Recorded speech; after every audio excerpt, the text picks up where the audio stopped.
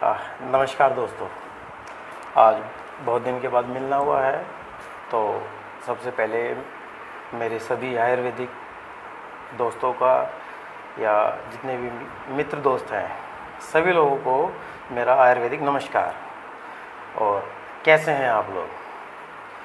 हम सब बिल्कुल ठीक ठाक। उम्मीद है कि कोरोना में आप सभी लोग सेफ रहेंगे, अच्छे हैं और अपना इम्यूनिटी बढ़ाकर कोरोना से अच्छे से संघर्ष कर रहे होंगे आप। तो उसी के लिए मैंने सोचा कि चलो भाई, एक बार काफ़ी टाइम हो गया है, एक बार सभी लोगों से मिल लिया जाए।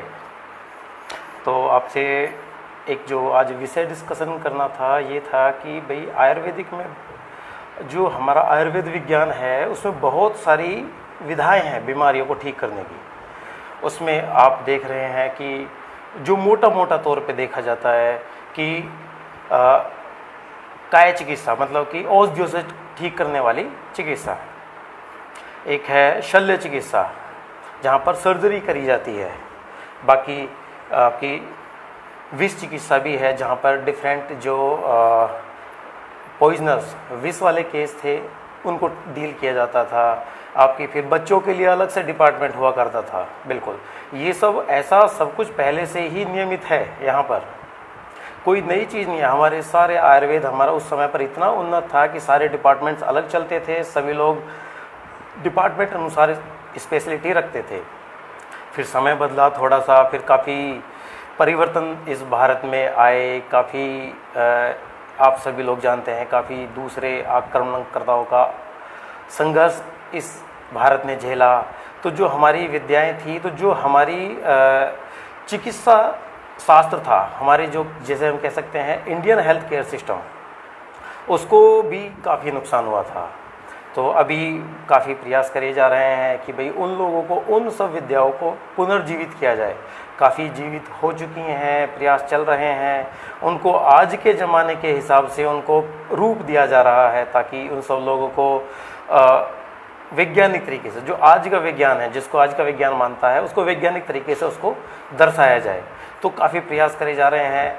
और आप सब जानते भी होंगे कि आयुर्वेद का भारत के अलावा विदेशों में भी काफ़ी प्रचार है।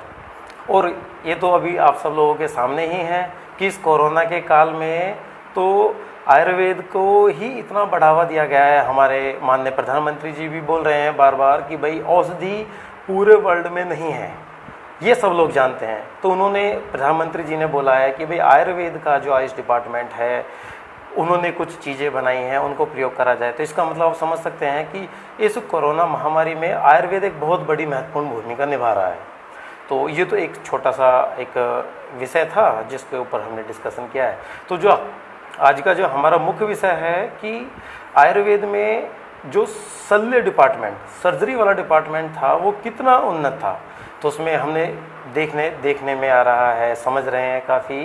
तो हमें पता लगा कि भाई आयुर्वेद में सर्जरी डिपार्टमेंट, पहले ज़माने में सुनते थे कि भाई बहुत सारे युद्ध हुआ करते थे, बहुत सारे चोटें लगा करती थी, इंजरी हुआ करती थी, तो उनका उपचार कैसे रहा होगा। बहुत सारे युद्धों का वर्णन हमने अपने शास्त्रों में सुना है। तो उस ज़माने में तो ये नहीं था। आयुर्वेद ही एक संपन्न विज्ञान था। और आयुर्वेद संपन्न विज्ञान होते हुए जो आयुर्वेद का शल्य था, शल्य विज्ञान, सर्जरी वाला डिपार्टमेंट, वो उस मौके पर वो मोर्चा संभालता था। तो ये सब चल रहा था। तो अभी जो है कि भाई उस शल्य विज्ञान के अंदर क्या था जो उस युद्ध के क्षेत्र में मोर्चा संभालता था। तो जो हमारी जो चिकित्सा हुआ करती थी, शल्य चिकित्सा के अंदर थी हमारी एक रक्त मोक्षण चिकित्सा, जहाँ पर विभिन्न व्याधियों में आतिक इमरजेंसी कंडीशन में भी रक्त को निकालकर चिकित्सा करना। फिर अग्निकर्म चिकित्सा, जहाँ पर एक पर्टिकुलर स्थान पर दहन किया जाता, मतलब कि देसी भाषा में बोले तो जलाया जाता था, साइंटिफिक भाषा में बोले तो कोटरी का। तो ये सब चीज़ें चला करती थी। शस्त्र हो गया। फिर क्षार कर्म, आपने अक्सर देखा होगा कि भाई कहीं पे जाते हैं, कुछ स्किन पे मस्से वगैरह होते हैं, कुछ गांठें होती हैं, और कहीं हम जाते हैं और वो कुछ एक लेप सा लगा दिया करते थे। तो वो लेप लगने के बावजूद बस कुछ ही दिनों में वो फिर धीरे धीरे वो जो भी गांठ थी या जो कुछ भी होता था वो धीरे धीरे सब खत्म हो जाया करता था और स्किन नॉर्मल हो जाया करती थी। तो ये एक था कि भाई हाँ, शस्त्र क्षार हो गया, अग्नि हो गया, जो रक्त मोक्षण। तो अब हमारे ही शास्त्रों में आप एक है मर्म चिकित्सा है, जहाँ पर शरीर में स्थित बहुत सारे ऐसे पॉइंट बताए गए हैं कि उन पॉइंटों को दबाकर उनको ठीक तरीके से मैनेज करके हम बहुत सारी व्याधियों को ठीक कर सकते हैं। अब आज के ज़माने में कुछ लोग अलग अलग विद्याएं चल गई हैं, एक्यूप्रेशर, एक्यूपंक्चर, ये सब चला करता है, परंतु उस ज़माने में मर्म चिकित्सा थी। ऐसा नहीं है कि वो बिल्कुल डिक्टो वही चल रहा है, परंतु हाँ था, सब कुछ था। तो आज जो हमारा विषय है हमारा रक्त मोक्षण। रक्त मोक्षण को देसी भाषा में कहें, शरीर से दूषित रक्त का मोक्षण, दूषित रक्त को एक विशेष स्थान से निकालना। ये सबको समझ में आ गया कि हाँ रक्त मोक्षण चिकित्सा है। आपने सुना होगा कि कोई कोई कहीं कहीं पे होते हैं ना कि किसी बीमारियों में कि हाँ वो है कि वो नसें खोलते हैं, नस खोल के इलाज करते हैं, पैरालिसिस का या कुछ और अन्य बीमारियों का नस खोल के इलाज करते हैं। तो ये ऐसा बोल सकते हैं कि हाँ नस खोलना इलाज था देसी भाषा में, परंतु इसको सिरा मोक्षण, दूषित सिराओं से रक्त को निकालना। तो अब ये रक्त मोक्षण है क्या? रक्त मोक्षण हमने समझा कि शरीर से दूषित रक्त को निकालना बीमारी को ठीक करने के लिए। अब ये था कि भाई इसकी विधियाँ क्या थी? विधियाँ थी इसमें जो हमारे मुख्यतः जो विधियाँ मेंशन करी गई है हमारे आयुर्वेद शास्त्रों में, वो यही थी कि जो 4 विधियाँ थी, सबसे पहला था प्रच्छन, जिसको देसी भाषा में पाचना या अंग्रेजी भाषा में कट लगाना। तो एक विशेष स्थान पर एक छोटे छोटे कट लगा दिया करते थे। ये स्थान जो वैद्यों के द्वारा नियत किया जाता था कि हाँ इस स्थान पर हमने अगर जो कट लगाकर कुछ ब्लड निकाला तो वहाँ पर से ब्लड निकलेगा और व्याधि का शमन, व्याधि ठीक होगी। तो ये था, इसको बोलते हैं प्रच्छन करना। उसके तरीके होते हैं कि भाई किस डायरेक्शन में लगाना है, कितनी दूरी पे लगाना है, कितना गहरा लगाना है, कितना लंबा लगाना है, ये अलग अलग चीज़ें, कई सारी चीज़ें होती हैं। फिर उसके बाद में पहला ये था जो विधि थी कट लगाना साधारण, ये था प्रच्छन। दूसरा था अलाबू। अलाबू एक पुराने ज़माने में क्या था ना, आपने देखा होगा कि आते थे, गांव आते थे, सींग ही लगाया करते थे। तो मतलब वहाँ पर जैसे गाय बैल के सींग हुआ करते थे, कट लगा के उस दूषित स्थान पर कट लगाकर और ब्लड निकालते थे। ज़्यादातर जो हमारे बुजुर्ग हैं, आपने सुना होगा दूर दराज के क्षेत्रों में वो ज़्यादातर जॉइंट्स के डिसऑर्डर में उस चीज़ को प्रयोग करते थे। तो ये ऐसा चलता है सारा के साथ, तो इसको बोलते हैं अलाबू। अब ये समय बदलाव, सींग मिलने थोड़े से दुर्लभ हुए और फिर कुछ इलीगल होता चला गया। फिर आज की डेट में नए नए इंस्ट्रूमेंट आ गए हैं, तो अब उसको जो अलाबू है वो जो श्रृंग से कन्वर्ट होकर अब आपका कप बन गया है। जैसे कि आज देख रहे हैं ना चाइनीज़ कप आ रहे हैं, तो बहुत सारे कप में बदल गए हैं। होता वही है, टेक्निक नहीं चेंज हुई है। जो आयुर्वेद ने हजारों वर्ष पहले एक टेक्निक डेवलप करी थी, वही टेक्निक आज भी चल रही है। हाँ, उसके प्रारूप बदल गए हैं। हमने उन श्रृंगों की जगह पर, सींग की जगह पर हमने कप लगाने शुरू कर दिए हैं। बीच में घटी भी चलती थी, बहुत सारे अन्य दूसरे उपकरण चलते थे जो दूसरे ब्लड निकालने के काम में आया करते थे। तो ये है कप लगाना। जैसे आजकल आप देख रहे हो ना, कुछ आपने देखा होगा किसी की पीठ में बहुत सारे कप लगे हुए हैं या फिर कहीं पे ब्लड निकालना, ये वही कपिंग थेरेपी है। तो आजकल कप चाइना से आ रहे हैं बन के ज़्यादातर, तो इसलिए सब लोगों को ऐसा संदेह होने लगा था कि शायद ये कोई चाइनीज़ थेरेपी है। परंतु आपको जानकर ये होगा, हर्ष होगा कि ये कोई चाइनीज़ थेरेपी नहीं है, इंस्ट्रूमेंट चाइनीज़ आ गए हैं। जैसे कि अब ऐसा नहीं है कि हमारे इंडिया में कोई मैन्युफैक्चरिंग नहीं हो रहा है, हो रहे हैं, पर ज़्यादातर इंस्ट्रूमेंट वहाँ से आ रहे हैं, तो ऐसा लगता है कि ये चाइनीज़ थेरेपी है, परंतु चाइनीज़ थेरेपी नहीं है, इंडिया की थेरेपी है। तो पहला हो गया प्रच्छन, कट लगाकर निकालना। दूसरा हो गया है कपिंग, दूषित स्थान से कप लगाकर ब्लड निकालना। तीसरा है श्रामोक्षण, दूषित रक्त को निकालना श्राव के माध्यम से। आप देखते हैं ना, यहाँ पे बहुत सारी हमारी नसें होती हैं, कुछ नीली नसें होती हैं जिनमें दूषित रक्त बहता है, अंदर में लाल नसें होती हैं जो वेसल्स बोलते हैं, जिनको हम आर्टरीज बोलते हैं, उनमें शुद्ध रक्त बहता है। ऐसा तो हम क्या करते हैं कि नसों को, पर्टिकुलर स्थान पर नसों को खोलना, ताकि वहाँ पर उस स्थान से जो लिंक्ड व्याधि है, बीमारी है, उस रक्त के निकलने पर उस व्याधि का भी शमन हो जाए। तो ये नस खोलना है। इसकी मात्रा भी होती है कि ऐसा नहीं है कि भाई नस खोल दी तो वो बंद नहीं होगा या फिर बहुत सारा खून निकल जाएगा, ऐसा कुछ नहीं है। वो एक डॉक्टर, जो भी हमारे वैद्य हैं, वो एक उनको मालूम है कि कहाँ पर नस खोलनी है, कितना रक्त निकालना है, उसका मैनेजमेंट कैसे होगा, किस व्याधि के लिए उसको करना है। तो ये सारी चीज़ें चलती रहती हैं लगातार। तो इसमें जो नस खोलने वाला है, ये हम दूर दराज के क्षेत्रों में भी देख रहे हैं कि जो वैद्य डिग्री वाले वैद्य तो नहीं है, परंतु वो खानदानी है या उनका अभ्यास है, तो वो भी इस काम को जहाँ तहाँ कर रहे हैं। खैर हालांकि आज तक कम हो गए हैं, परंतु अभी भी कर रहे हैं। तो ये हो गया हमारा जो तीसरा था, रक्त निकालने का जो तीसरी विधि बताई गई थी हमारे में, जिसको नस खोलना, वेन पंक्चर करना, सिरामोक्षण, नसों से खून निकालना, ऐसा बोल सकते हैं। चौथी विधि है हमारी, आपने देखा होगा एक जो कीड़े जैसा होता है जिसको लीच बोलते हैं, जोंक बोलते हैं देसी भाषा में, तो वो पानी में रहने वाला है, उसको दूसरे स्थान पर उसको लगा दिया जाता था और वहाँ से उसकी जो कैपेसिटी होती है लीच की, वो ब्लड निकाल देता था और वहाँ से व्याधि का दूषित रक्त निकल जाता था, तो इससे बीमारी में आराम पड़ता था। अभी क्या है ना, जो हमारे वैद्यगण हैं, वैद्य मित्र हैं, वो सब जानते हैं कि ये लीच कहाँ पर लगेगी, जोंक कहाँ पर लगेगी और कितना रक्त निकालना है। परंतु क्या होता है ना, आम धारणा कई बार ये होती है कि भाई हमने देखा है कि कहीं पे जोंक लग गई है, छूट नहीं रही है। हमने गाँव में देखा है जब जानवरों के साथ रहते थे, या फिर कभी तालाबों में हमने देखा है कि ऐसा लगता था कि भाई जोंक लग जाएगी तो ये छोड़ेगी नहीं, सारा खून पी जाएगी, इसको खींचते चले जाओ तो बहुत लंबी हो जाती है। ये सब चीज़ें एक अलग है, क्योंकि उस वक्त आपने इसको चिकित्सा के नज़रिए से नहीं देखा था। उस वक्त आप इसको एक मात्र कीड़ा समझ के और उससे जान बचाने के लिए कोशिश करते थे। तो आपको ये संदेह थोड़ा सा दूर करने के लिए हम बता देते हैं कि ये जो जोंक है या लीच एक अमूमन लीच 3 से 5 ml ब्लड पीती है बस। अच्छा, उसकी ब्लड पीने की कैपेसिटी बहुत स्लो है, तो इसलिए वो आधा घंटा, 15 मिनट, आधा घंटा, 45 मिनट तक जाती है, वो कभी कभी 1 घंटे तक लगी रहती है। वो उसकी कैपेसिटी है।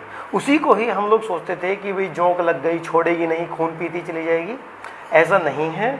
हम अगर जो लीच लगाकर छोड़ देंगे, उसकी कैपेसिटी 5 ml से लेके 3 ml से लेके 5 ml है, और वो पेट भरने पर स्वतः ही अपने आप छोड़ देती है, तो घबराने वाली बात नहीं है। अच्छा, ये था कि भाई इस बाकी तो सब चीज़ें चलो, परीक्षण हुआ, कट लगा के करना है, नस खोलना है, तो और तीसरा ये होगा कि भाई आपको कप लगा के करना है। तो हमने इस कीड़े को या फिर इस जोंक को, इस लीच को हमने चिकित्सा के रूप में क्यों लिया? ऐसी क्या खासियत है इसमें? इसमें खासियत ये है कि आपने देखा होगा कि जो हार्ट के पेशेंट होते हैं उनको एक खून पतला करने वाली औषधि चलाई जाती है अक्सर। तो एक्चुअल में ये जो जोंक है, जोंक का जो सलाइवा है, जो लार है, उसके अंदर एक तत्व पाया जाता है जिसका नाम है हिरुडिन। और उस हिरुडिन के अंदर भी वही गुण है जो हार्ट के पेशेंटों को जो गोलियां दी जाती हैं खून पतला करने वाली, जो गुण उसमें होते हैं वही गुण इसमें है, परंतु ये नेचुरल मात्रा में है। तो जैसे ही हम लीच लगाते हैं किसी एक पर्टिकुलर स्थान पर, तो ये खून चूसने के अलावा ये वहाँ पर अपना जो सलाइवा है उसको इंजेक्ट भी करती है। तो जैसे ही वो सलाइवा अंदर जाएगा तो वहाँ पर वो खून को जमने नहीं देता है, खून जमेगा नहीं, तो उसके बाद में फिर अपना वो धीरे धीरे रक्तस्राव होता रहेगा। तो इस कैरज जितनी भी आसपास में जितनी भी नसें ब्लॉक हैं, जो छोटे छोटे क्लॉटिंग हो गई है किसी वजह से, तो वहाँ पर क्या होता है कि सारा का सारा जो भी ब्लड जमा हुआ है, तो वहाँ पर ये केमिकल अंदर जाता है, केमिकल उनको ब्रेक डाउन कर देता है, थोड़ा थोड़ा ब्रेक डाउन हो गया, तो वहाँ पे वो जो जमा हुआ रक्त है या दूषित रक्त है, जो गाढ़ा रक्त हो गया है, तो वहाँ पर वो पतला हो जाता है। पतला हो जाता है तो वो बाहर की तरफ आसानी से निकल आता है। तो अक्सर देखो, एक अगर जो हम खाली एक बीमारी को पकड़ें, जैसे कि अगर जो हम आजकल जो साधारणतः कॉमनली हमें मिल रही है, ये है वेरिकोज वेन।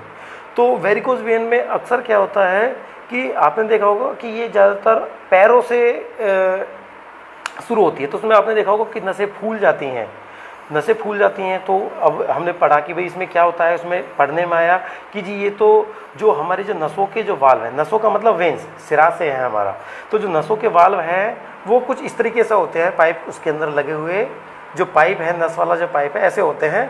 तो नीचे से जो फ्लो होता है तो ये ऐसे खुल जाते हैं, और जब ऊपर से वापस ब्लड आता है तो ये बंद हो जाते हैं, तो वो ब्लड वापस नहीं आ पाता है। तो ऐसे भगवान ने हमारे नीच के पैर के तलवे से लेके जांघ तक ऐसे कई वाल्व लगाए हैं। तो क्या होता है कि कुछ हमारे बीमारियों की वजह से, कुछ हमारे लाइफस्टाइल की वजह से, कई सारी चीज़ें गड़बड़ होने की वजह से तो ये वाल्व कमज़ोर पड़ जाते हैं। तो क्या होता है ना कि जो जैसे कि जब खुलता है, नीचे के प्रेशर जब जाता है हार्ट की तरफ जाता है दूसरी तरफ, तो ये खुल जाते हैं, परंतु जो वापस आने से रोकने के लिए जो वाल्व हुआ करते थे, ये वाल्व पूरे तरीके से बंद ना होकर ये इतने बंद होते हैं। तो क्या होता है, थोड़ा सा ब्लड नीचे होता है तो उसका क्या होता है कि वो प्रेशर नीचे बनना शुरू हो जाता है। तो उसमें ये होता है कि जो वेरिकोज वेन में क्या होता है कि जो वाल्व थोड़े से फेल हुए, लीकेज होना शुरू होता है, तो नीचे जो नसें हैं वो फूलने शुरू हो जाती हैं, वहाँ पे कलेक्शन ज़्यादा हो जाता है। तो आपने देखा होगा कि सारी नसें मोटी होती चली जाएंगी, मोटी होती चली जाएंगी, तो अब वो बाहर, पहले तो वो दिखती नहीं है, परंतु वो फिर बाहर दिखना शुरू होती है। हालांकि 2, 4, 6 महीने तक वो सिर्फ नसें मोटी दिखती हैं, किसी को कोई परेशानी नहीं होती है। तो उसमें क्या होता है कि कोई परेशानी नहीं होती है वेरिकोज वेन में, तो बस सब लोग साधारण चलते हैं कि ठीक है भाई, नस फूल रही होगी, कोई दिक्कत नहीं है, सब चीज़ें साधारण है, ना तो कोई दर्द है, ना चलने में, सारी चीज़ें चलती रहती है। परंतु एक स्थिति होती है, एक समय होता है कि जहाँ पर आपका एक हर चीज़ की कैपेसिटी बनाई है भगवान ने, तो एक नसें एक कैपेसिटी तक तो झेलती रहती है। उसके बाद में क्या होता है कि जो ब्लड है वो वहाँ इकट्ठा हो गया है काफ़ी लंबे समय से, तो अब फ्लो में नहीं होने की वजह से तो वो ब्लड गाढ़ा हो जाता है। गाढ़ा होने की वजह से अब वो वहाँ पर इन्फेक्शन पैदा कर देता है। तो नसें तो फूल रही थी, उस ब्लड के इन्फेक्शन की वजह से अब वहाँ पर उन पैरों में दर्द, थकावट, सर्कुलेशन पूरा नहीं होने की वजह से थकावट, पैरों में दर्द, पिंडलियों में दर्द, ये सब कंप्लेंट आनी शुरू हो जाती है। तो ये वेरिकोज वेन का चल रहा था, तो उसमें कंप्लेंट आनी शुरू हो गई। तो सबसे पहले नसें फूलेंगी, जितने भी इससे ग्रसित पेशेंट है 1 साल के बाद में उनको थकावट होना शुरू हो जाएगी, हल्का हल्का दर्द बनना शुरू हो जाएगा। फिर भी ये था कि भाई चलो ठीक है, ये सब चीज़ें, तो उसमें क्या होता है कि फिर अब वहाँ पर काले काले धब्बे आने शुरू हो जाते हैं। अच्छा, उस धब्बे आने का कारण क्या होता है कि बहुत लंबे समय तक किसी भी पाइप में जब ब्लड रुका रह जाता है, तो जो हीमोग्लोबिन है हमारा, वो हीमोग्लोबिन फिल्टर होना शुरू हो जाता है सर्कुलेशन में नहीं होने की वजह से। तो जैसे कि ये कोई पाइप है, ये पाइप है, मानो कि इस पाइप के अंदर ब्लड बह रहा है, बिल्कुल फ्लो से बह रहा है, जैसे ये पाइप है, इसके अंदर पाइप बह रहा है, परंतु वो ब्लड का फ्लो उतना अच्छा नहीं है किसी रुकावट की वजह से, वाल्व फेल होने की वजह से, तो वो इधर दाएं बाएं से हीमोग्लोबिन निकलना शुरू हो जाता है। वो हीमोग्लोबिन वहाँ से निकल के स्किन के नीचे इकट्ठा होना शुरू हो जाता है। स्किन के नीचे इकट्ठा होने से क्या होता है, वहाँ पर कालापन आना शुरू हो जाता है। पहले लालपन, हल्का सा लालपन आएगा, थोड़ा सा गहरा लालपन रहेगा, गहरे लालपन के बाद में फिर वहाँ पे कालापन आ जाएगा। कालापन आने की वजह से फिर वहाँ पे धीरे धीरे सेंसेशन में गड़बड़ होना शुरू हो जाएगा। फिर उसके बाद में अगर वहाँ पर गलती से चोट लग गई या अपने आप किसी भी वजह से जख्म बन गया, तो वो बड़ा मुश्किल हो जाता है संभालना। उसमें अब क्या होता है कि ज़्यादातर कोशिश करी जाती है, खून पतला करने वाली दवाई दी जाती हैं। तो अक्सर जो जख्म, अगर तो बाई चांस वेरिकोज वेन में स्टेज बढ़ते बढ़ते अगर जो जख्म हो जाए, तो उस कंडीशन में ये होता है कि अब जब आपकी सारी नसें ब्लॉक हैं, आपने कोई भी दवाई खाई, दवाई पेट में गई, वो पची, एक्चुअल में वो आपके खून में मिलती है, खून में मिलेगी तो पूरे बॉडी के सर्कुलेशन में बहेगी, उस बहती हुई वो उस स्थान पर जाने की कोशिश करेगी, परंतु वहाँ पर पहले से ही ब्लॉकेज है, तो वहाँ पर वो औषधि नहीं पहुँच पाती। तो इसलिए वेरिकोज के जितने भी जख्म हैं वो लंबे खींचते हैं, बहुत लंबे लंबे जाते हैं वो, तो उनमें आसानी से उनको ठीक करना बहुत आसान नहीं है उतना काम। इसमें अच्छा सर्जरी वगैरह को भी लेके काफ़ी हद तक उतने वो नहीं है कि भाई बहुत अच्छे परिणाम आते हैं इस जख्म को लेकर। कुछ लोगों ने उन जख्म को लेकर फिर स्किन ग्राफ्टिंग करी है, तो वहाँ पर भी बहुत अच्छे परिणाम है। उन सब का कारण ये है कि ब्लड का सर्कुलेशन अच्छे से नहीं हुआ है। तो अब बात आती है कि भाई अगर जो जस्ट वेरिकोज वेन व्याधि है तो उसमें क्या क्या उपचार हो सकते हैं। तो सबसे पहला जो उपचार होता है, कहीं पर भी एलोपैथिक हो, आयुर्वेद, जो भी जितनी भी व्याधियां हैं, तो उसमें क्या होता है कि सबसे पहले औषधि वाली चिकित्सा चली जाती है। कोई भी जो होते हैं वो सब औषधि वाली चिकित्सा देते हैं। तो उसमें कोशिश करते हैं कि भाई नसें खून पतला करने वाली, जख्म को ठीक, वो क्या नाम है, इन्फेक्शन को ठीक करने वाली कुछ औषधियाँ चलाए ताकि सर्कुलेशन इंप्रूव हो जाए।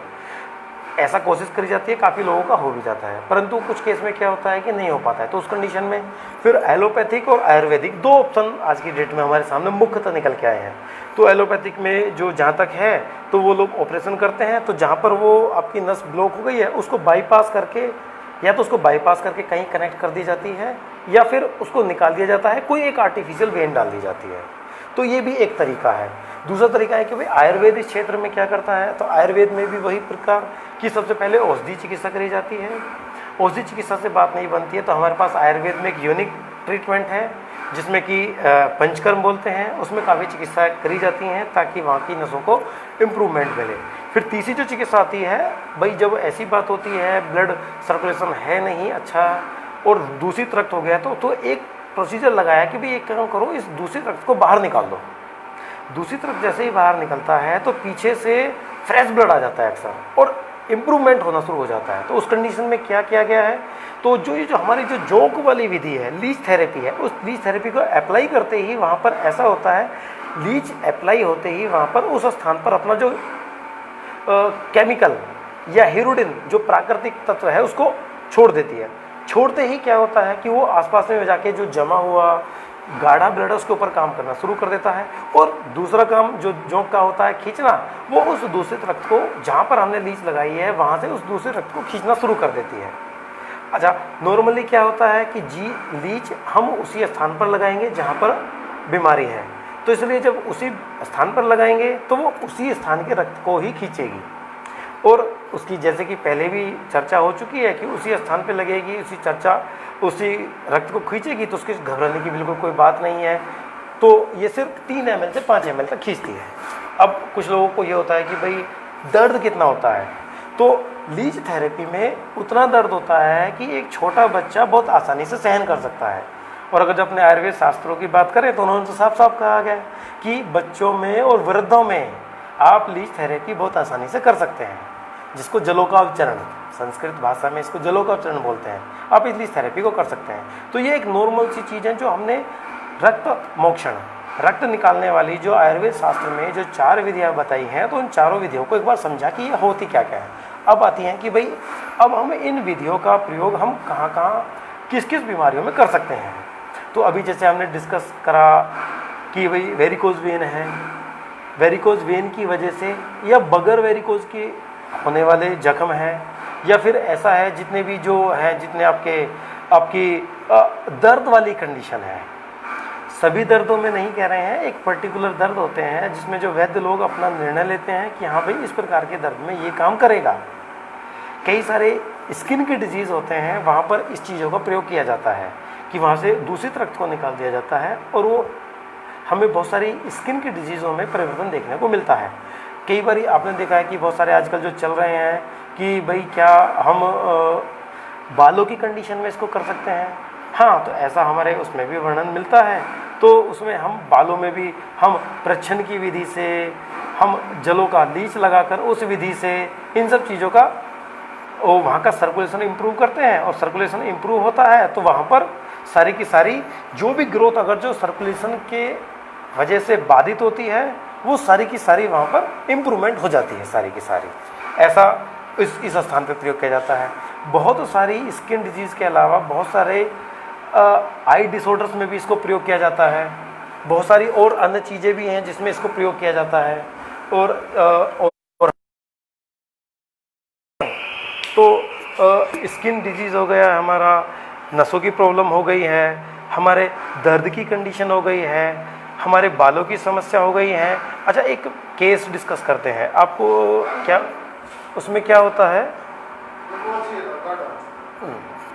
तो उसमें क्या होता है कि एक सज्जन आए थे अपनी पत्नी को लेकर, तो उन्होंने बताया कि जी उनको एक स्थान पर, सिर्फ इतने से स्थान पर दर्द होता है।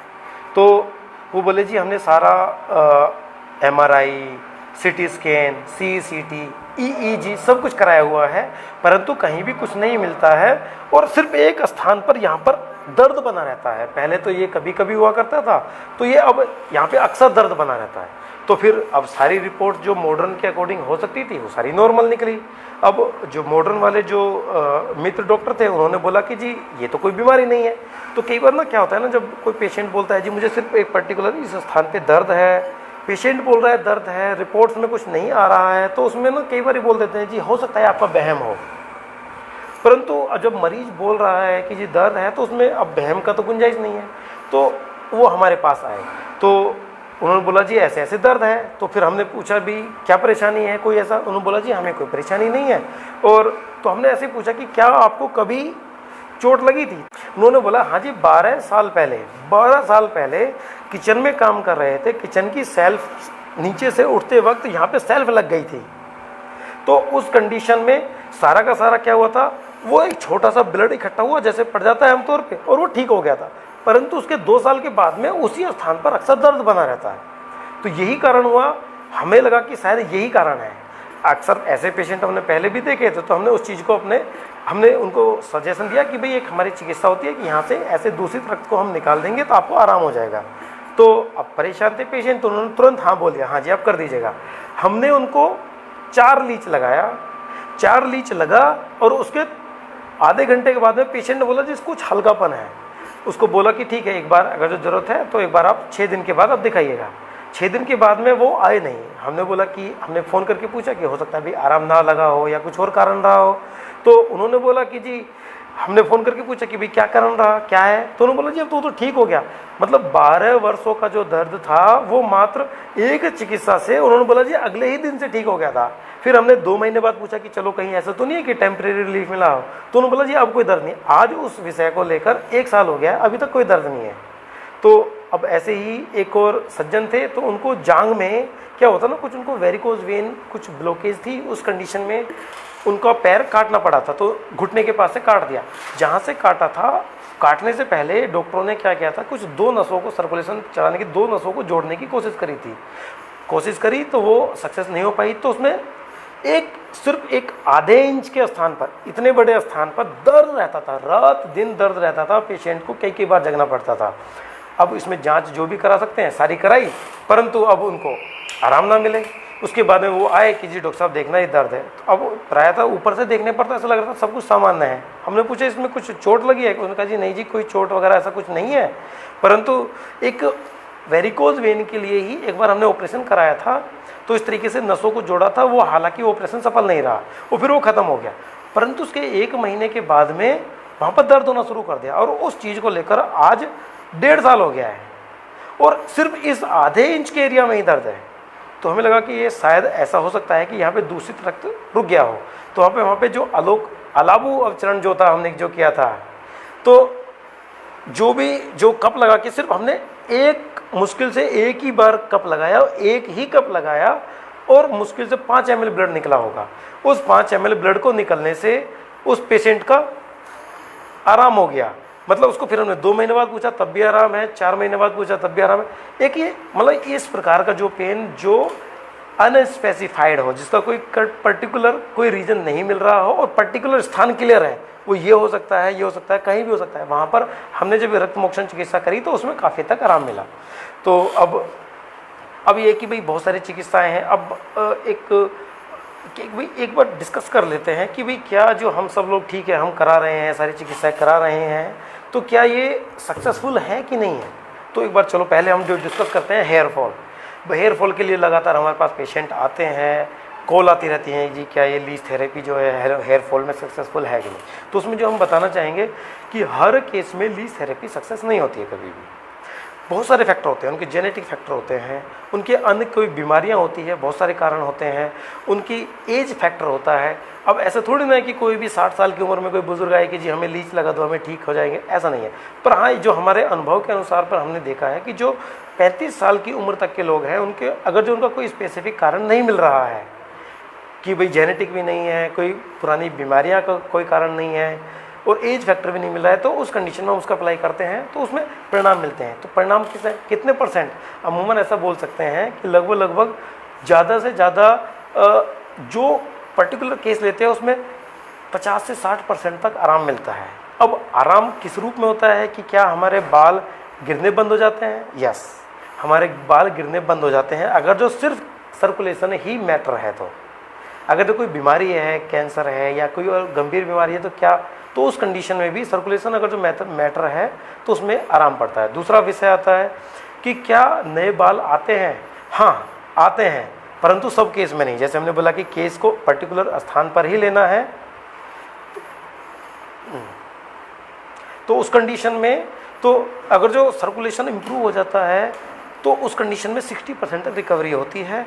छोटे छोटे बाल आते हैं, कुछ कंडीशंस में ऐसा देखने को मिला है कि बाल छोटे छोटे आ जाते हैं, परंतु जो एक ये है दूसरा फिर उसके बाद में आता है वेरिकोज वेन का, जैसे हमने डिस्कस करा था क्या सक्सेसफुल रेट कितना है।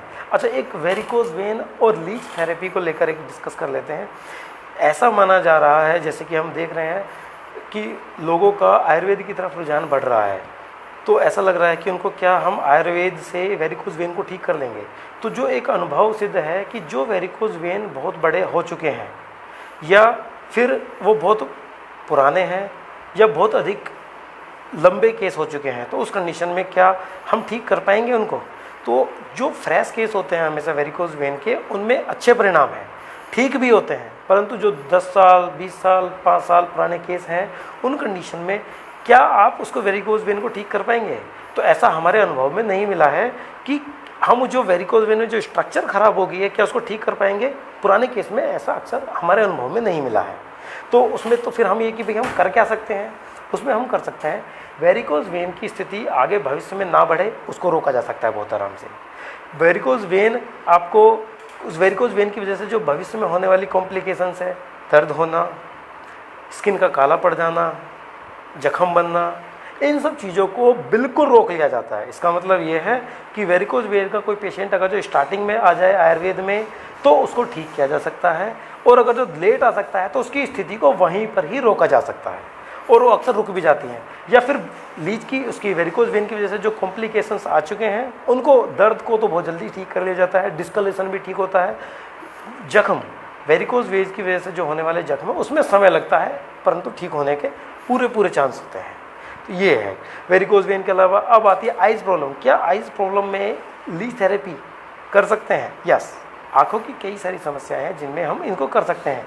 आपने देखा होगा कुछ लोग बोलते हैं जी आँखों में भारीपन है, या फिर आंखें लाल रहती हैं, आंखों से ब्लड आता है, कुछ लोगों को बूंद बूंद आता है। आपने देखा होगा कुछ स्पॉट बन जाते हैं, जो हमारा जो वाइट वाला पार्ट है आंखों का, उसमें छोटे छोटे बिंदु बन जाते हैं। तो वहाँ पर उस कंडीशन में भी, या इंट्राओकुलर प्रेशर बहुत ज़्यादा होता है, देखने में दिक्कत होती है, या अंधता, कई बार ना कुछ लोगों को बहुत मंदा दिखना शुरू हो जाता है पित्त बढ़ने की वजह से। तो अगर जो पित्त की, रक्त दुष्टि की वजह से आँखों में कोई समस्या आई है, तो वहाँ पर लीच थेरेपी करते हैं तो उसके बहुत अच्छे परिणाम हैं। इसमें हम रक्त मोक्षण के लिए लीच थेरेपी भी कर सकते हैं, सिरा मोक्षण भी कर सकते हैं, तो उसमें अच्छा रिजल्ट मिलता है, जो भी रक्त और पित्त दुष्टि की वजह से होता है। रक्त पित्त दुष्टि को कैसे पहचानेंगे?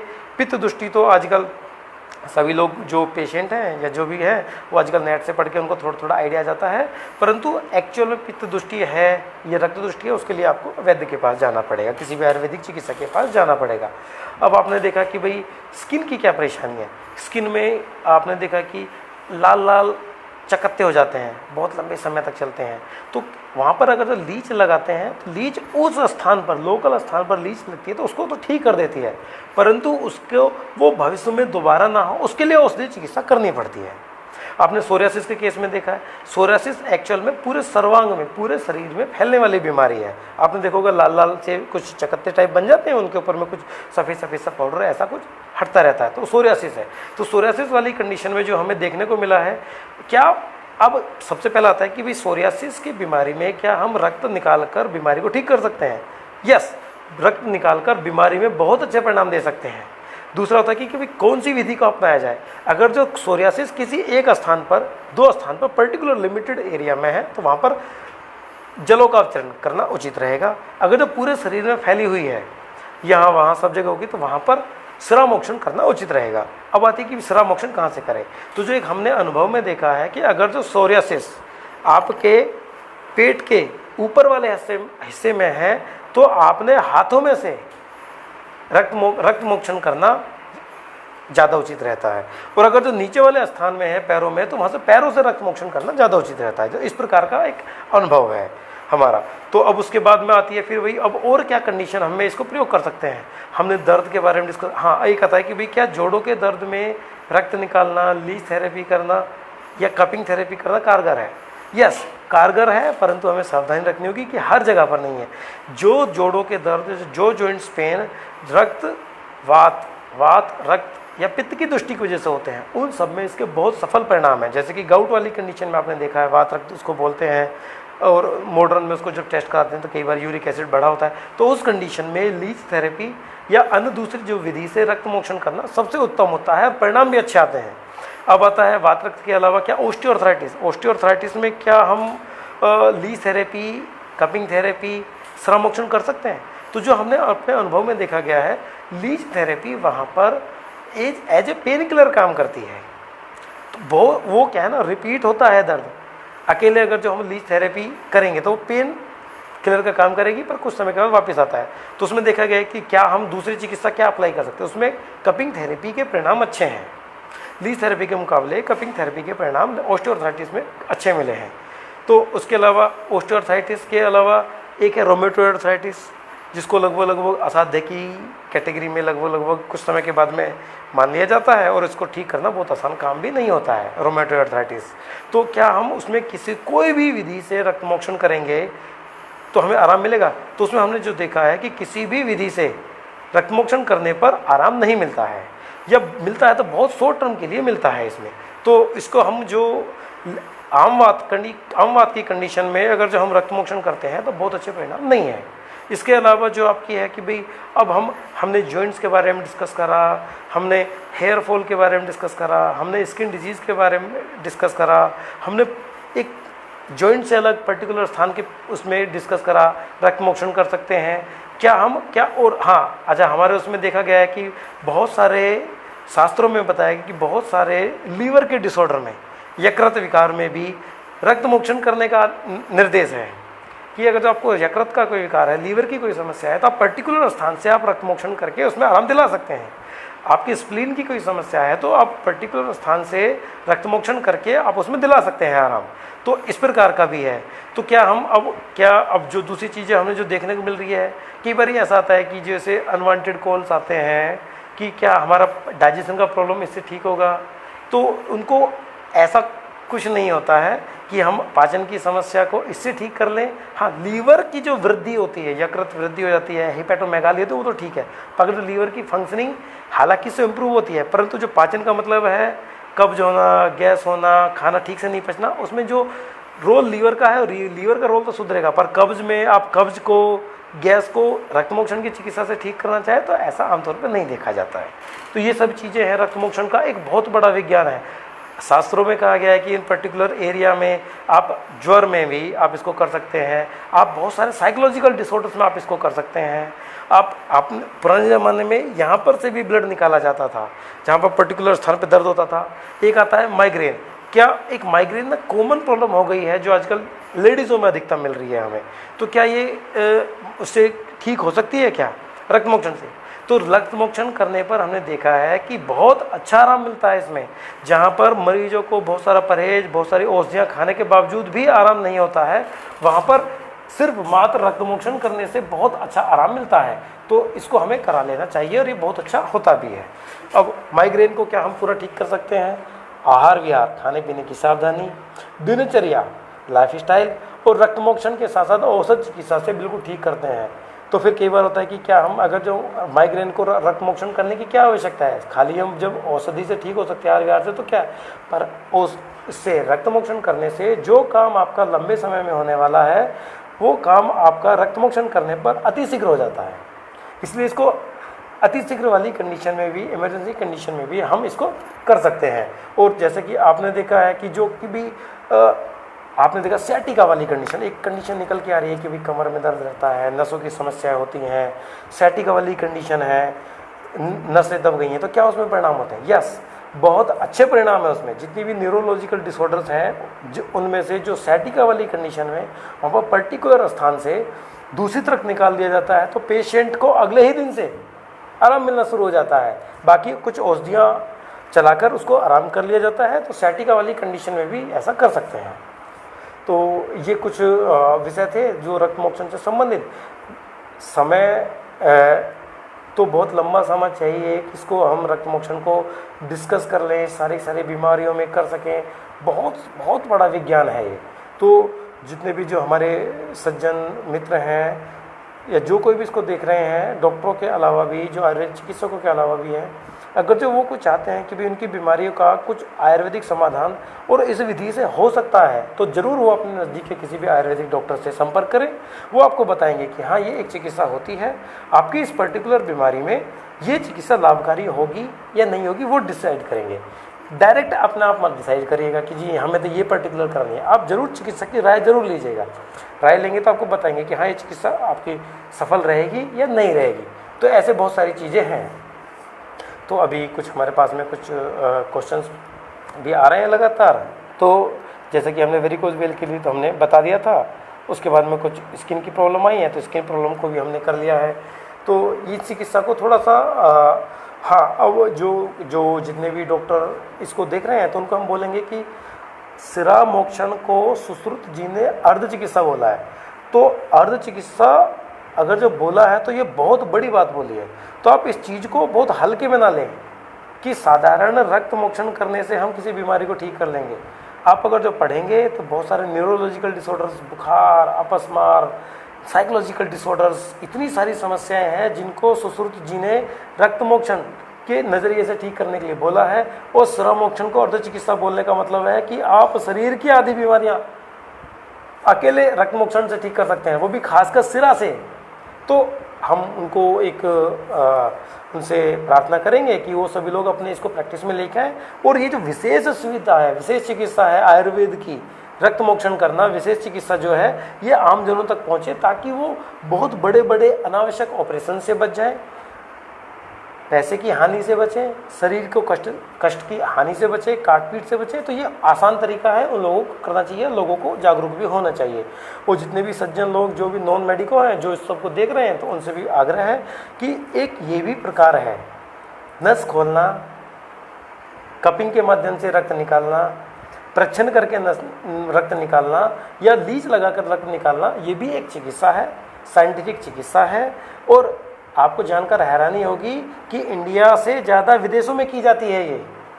आप कहीं भी सर्च करेंगे लीच थेरेपी तो आपको विदेशों में सबसे ज़्यादा आपको मिलेंगे। हालांकि ये अब यहाँ पर धीरे धीरे चलने लगा है। हमारे मित्र बंधुओं ने काफ़ी प्रयास से इस सबको करना शुरू कर दिया है और बिल्कुल इसको बिल्कुल प्रॉपर तरीके से कर रहे हैं। और रिसर्च चल रही है कि हम इन किन किन व्याधियों में, इसको बीमारियों में हम कर सकते हैं और किन किन चीज़ों को करने में साइंटिफिक तरीके से प्रूव करने का ऐसा प्रयास किया जा रहा है। तो इस सेशन को ध्यानपूर्वक सुनने के लिए धन्यवाद। और किसी के कमेंट रहेंगे, कोई सवाल रहेंगे तो उसका जवाब ज़रूर मिलेगा। और आज का आप सभी को नमस्कार।